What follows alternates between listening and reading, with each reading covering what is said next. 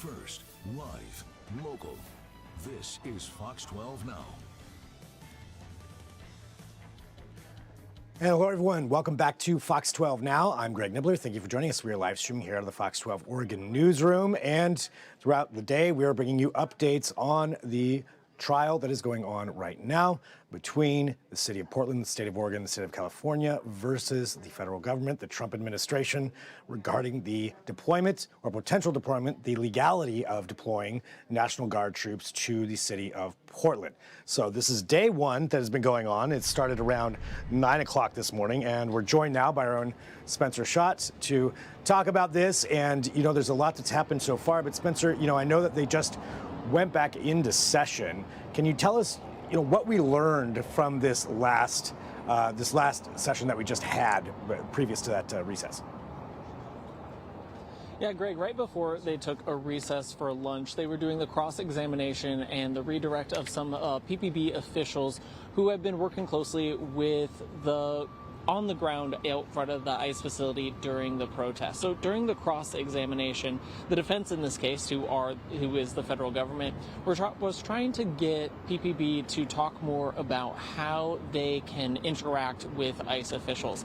Oregon is a sanctuary state. Portland is a sanctuary city. So there are laws in place that prevent local law enforcement from helping federal immigration agents go through enforcing immigration laws. So there was a lot of back and forth just before the lunch break of really where is that line? Where can PPB step in? And where are they throwing their hands up and saying they can't help? So one instance that we saw was a lot of the back and forth was the defense was asking a PPB commander if there were protesters blocking a courthouse, would PPB come in and clear those protesters out of the way? The commander said yes. But then the defense asked, what if that was an immigration officer who was trying to leave the courthouse or trying to leave an immigration building? Then would PPB come in and step? And that's where PPB said, no, because of the sanctuary cities, we cannot clear out protesters who are blocking the ICE facility. That is what the Federal Protection Services, or FPS, is for. So there was a lot of that back and forth in the cross-examination. And we also heard a line of questions from the defense trying to get PPB to admit that they are kind of being stretched thin right now. They're sending so many troops or so many officers to monitor the ICE facility, but there is still an entire city of Portland that they need to respond to when emergencies or other crimes happen. So kind of looking back at that manuscript, they were asking the questions of how many officers are on duty at PPB. They answered 800. How many are on the rapid response team? 51, but only 30 to 40 respond at any given time for those situations. And so the defense was trying to get PPB commander to say that they are stretched thin. He said, yes, we are stretched thin because of short staffing. They want more officers on duty, but the PPB commander would not specifically say they are stretched thin because of they are monitoring the ICE facility. So that was the main kind of talking point that we noticed right before we went into the lunch break. Wow. So, yeah, a lot of that back and forth going on there between the two. And, you know, taking a step back to just looking at the overall things that we've learned here, you know, so the Portland Police Bureau being largely seems the ones that have been testifying so far, or at least have been there on the stand giving their side of things. Just to double check, has there been anybody else other than PPB employees? So the plaintiff gets to go first, and they've been calling their witnesses, and so far it has just been PPB officials, commanders, officers who have been responding to the ICE facility or overseeing the rapid response team or other crowd control measures. So it's just been PPB so far. We'll see who else they call later this afternoon, but right now it's mainly just been PPB testifying about the use of force that they've seen being used against protesters by the federal officers, and kind of the interesting mix, or I wouldn't quite say interesting, the mix-up in conversations where federal officers say one thing is happening, but then when PPP arrives on scene, it is completely different from what they were described earlier. There was one interesting conversation with the plaintiffs in this case, the attorneys for the state of Oregon. We're asking the PPB commanders, how would you compare the ICE protests to the protests we've seen back in 2020 here in Portland? And the commander said, quote, "There is no comparison. The level of violence and criminal behavior in 2020, there is no comparison. It was just an entirely different type of disorder." So they're really saying they haven't seen the criminal activity on the ground that would justify the use of force that they are seeing coming from these federal officers.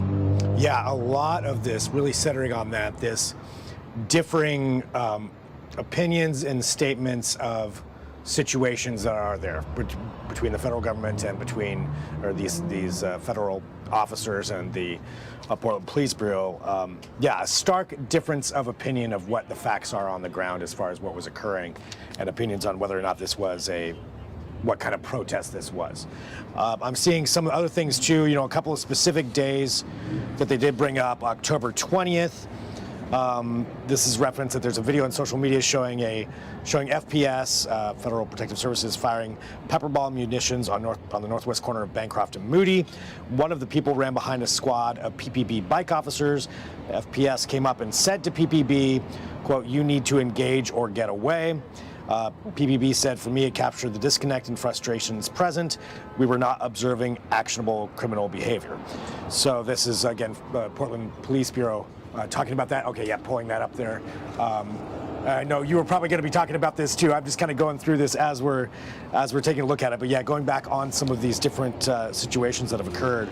And yeah, largely this seems to be one of these cases, just differing viewpoints of what actually is going on down there and whether or not ultimately the National Guard is needed for that situation.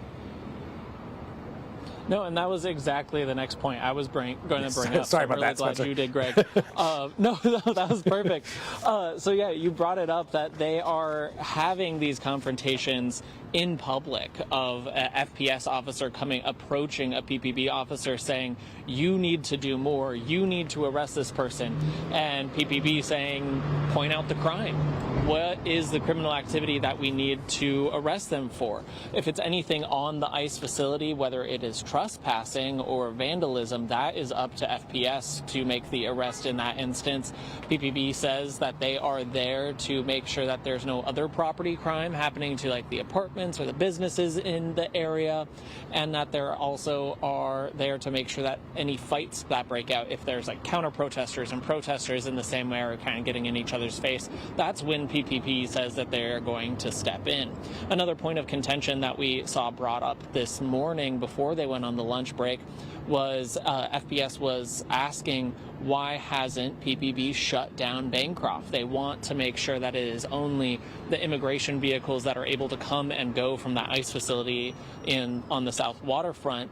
But PPB says that really toes the line of the sanctuary laws. They cannot block off the street, so immigration is the only one that can come and go. And then there's another side of that argument saying not shutting off the street is actually a part of their crowd control strategy. The PPB commander said as long as Bancroft Street stays open, traffic flowing through the area, that really restricts the protesters of where they can go. They cannot be in the street because there are cars coming back and forth all day long. It really restricts the protesters to staying on the sidewalk. And the PPB commander said that is a part of their crowd control strategy. Yeah, and again, going back to that issue of what they can do, what they can be involved in, and the differing opinion of what's needed. A lot of that coming here out in the trial, and what we've kind of seen as far as play out publicly previously with statements from both sides, but now seeing officially in a courtroom as this is going through. And to remind everybody, so this court case is starting today. It will go at least tomorrow as well, possibly a third day. I believe that's up to the judge, Immerget's call on that. But this is a bench trial, so it's just the judge in there. There's no jury, but both sides presenting their cases here as we go through. So just to tee it up here for the rest of the day, so they're back in session now. This is something that, by the way, while they're in session, we do have reporters in there, but we can't report while they are doing. That is part of the regulations. So once they go to recess again, we'll know what has happened here during this session. But do we know what they were gearing up for at all for this next for this session that just started? I suspect that the plaintiffs in this case, the state, the city, they are going to be calling more witnesses this afternoon. The plaintiffs go first in these types of cases where they call their witnesses forward and kind of paint their side of the story. And so based off of their opening statements, they said that they are getting kind of mixed information of there is no need for the National Guard. They are saying it is unconstitutional for the National Guard to be called to Portland because it is sicking the American military against U.S. citizens who are protesting and exercising their freedom of speech and other First Amendment rights, trying to protest the government. But in the opening statements from the defense, we heard that that is kind of that they are saying that these protests have gotten to a point of a riot or a rebellion. So that is the whole federal government's argument on this side, is saying that these protests have been going on for so long, so consistently since June, that they don't have the manpower to go through and kind of properly do their job as ICE enforcement while still protecting the federal buildings like the ICE facility on the South Waterfront. So that's their argument for why the National Guard needs to be called to Portland. So I can expect for more this afternoon. I don't expect to hear any of the defense to be able to call their witness, because I'm sure the plaintiffs have a lot more witnesses that they want to call today and probably going into tomorrow. And then it's probably Thursday when the defense will be able to call their first witness. Well, we'll be following along, and you are down there. Our reporters also in there. I know Ezra Kaplan's in there as well, covering this and getting the information out as quick as we can. Spencer, thank you. You know, as always here, for keeping us up to date on this, and for everybody watching, you know, we're relaying this information as soon as we get it, what's going on there in the courtroom, and just letting you know what's being said and what's happening with that. So we'll have Spencer back at 3 o'clock as well. We don't know when the court will go into recess again. I don't know if they'll run it till the end of the day or whether they'll take a break somewhere in there. When they do, that's when we get another another batch of information as far as what's being said, but still lots to discuss on this. So Spencer, great to have you on. We'll have you back here at 3 o'clock unless something happens between now and then. Who knows? Otherwise, we'll talk to you then. Thanks, Spencer. Sounds good. Talk to you soon, Greg. All right, so appreciate Spencer joining us. And what we're going to do now is we're going to continue on here. And thanks to everybody for joining us. Just to let you know, this is Fox 12 Now. We live stream out of the Fox 12 Oregon newsroom. We have these longer segments that go on, and we get to go a little bit deeper with things and do some deeper dives. We're going to be joined by a Portland State University professor, Chris Shortell, here in just a moment. Actually, okay, right now. Professor's joining us. Chris, thank you very much for being here with us today. I appreciate you joining to talk about this. So we're going over this trial. So this is the trial going on right now that we've been covering here is the one associated with National Guard deployments to Oregon, whether it's overall legal or not. But this is not the only court situation that's going on right now. Would you mind just kind of giving us a bit of an overlay on what exactly is happening on these and, I guess the overall picture of what's happening right now? I don't think Chris can hear me. Looks like our sound may not be routing through over there. That's okay. Sorry. Since we are live, sometimes that's something that's happened. I'm not sure if Chris can see me either. So we'll go ahead and go back over here. But I'll give you just a brief overview of that. So what we were talking. So the trial downtown that Spencer's covering right now is the case of the state of Oregon, the city of Portland, the state of California versus the Trump administration on the overall legality of the administration's ability to not only federalize the national troops, but send them into the city of Portland specifically. So that's what this trial is that's happening today. That's where we've been hearing from the Portland Police Bureau. They've been called first, the plaintiffs being the state of Oregon, California, and the city of Portland. So they are the ones bringing their witnesses here first, and that's who we've been hearing from today. So the federal government will have, the Trump administration will have their side as well. This is just how the court cases are playing out. It takes time for everybody to get their say. At the same time, there is the Ninth Circuit Court of Appeals. And the Ninth Circuit Court of Appeals is also, right now, going to be debating one of the temporary restraining orders that were put on the Trump administration, not allowing them to send National Guard troops to Portland. So these are two kind of simultaneous things that are happening. Sometimes they intertwine, but really they're separate cases. Certainly the issues can intertwine. And the Ninth Circuit Court has decided that they're going to have an en banc, which is essentially bringing in all 29 judges from the Ninth Circuit Court of Appeals, and they're going to make a decision on whether the restraining order should be in place or not. We don't know the timeline on that. We know that it'll probably be happening soon, but really this is all up to the judges to make that decision as far as when and how they're going to be doing that.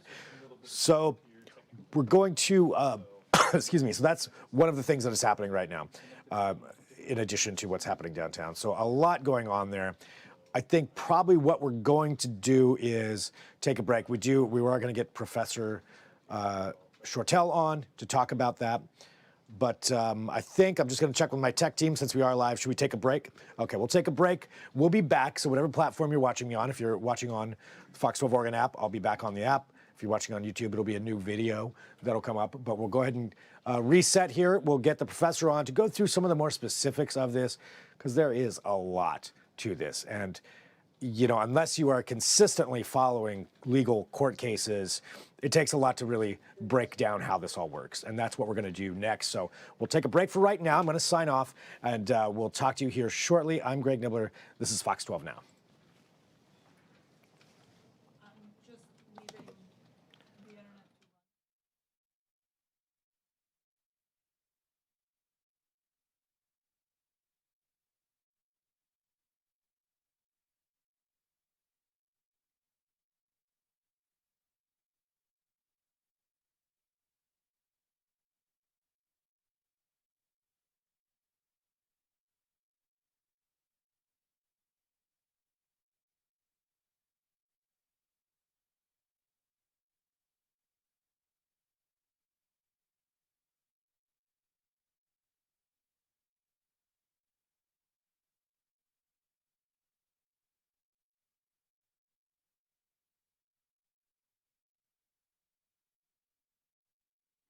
For those of you who are watching on YouTube, you're going to hear just a little bit of this. But Professor, can you hear me now? Okay, great. All right, I'm going to pull you up here. Can we test the sound just one more time? Oh, no, now I'm not getting you. Let me see. Of course, of all days, this is when. Let's see. Can you try one more time? Yeah, I'm not showing anything coming up there. Is it possible, because I'm looking at the audio on Zoom and it seems that maybe could you double check what the microphone is that you have on there?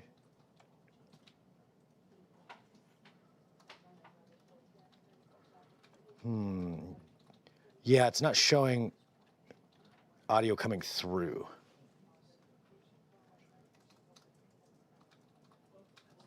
Yeah, I'm not hearing you.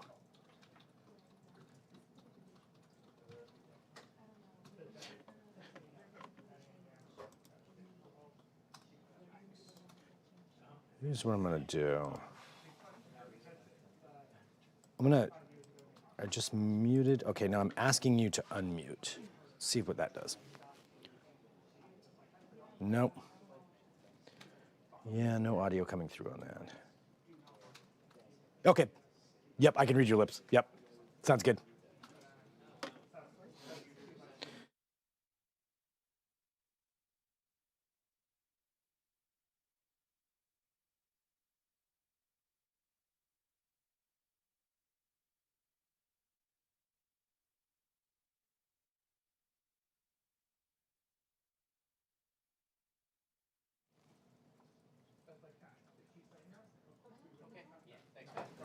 No, still not coming through.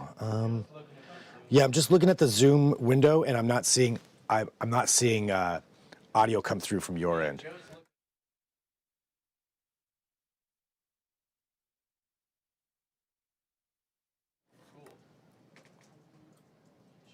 Yeah, is it possible to change the microphone input?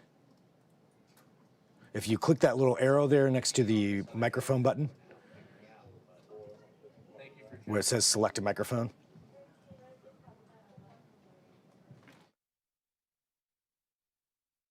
Can you hear him? I cannot hear him, but I'm not seeing any audio coming through. Unless something's changed on the Zoom settings, I don't think that would change any. He can hear us. Web presenter.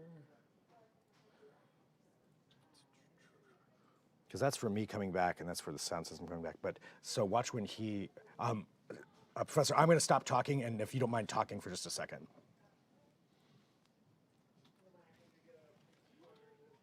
Does that normally bounce, or is that just your mic audio? No, that normally bounces. Okay. Okay, there I could hear that. So the system audio is coming through? System audio is coming through.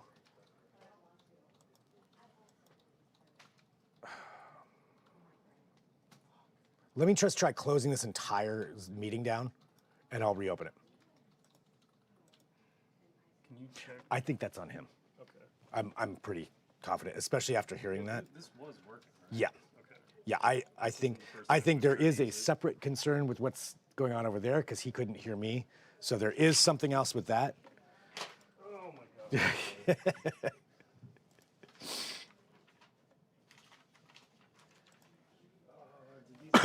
No, it doesn't matter. No, it's fine. Actually, I've got this one. I don't even.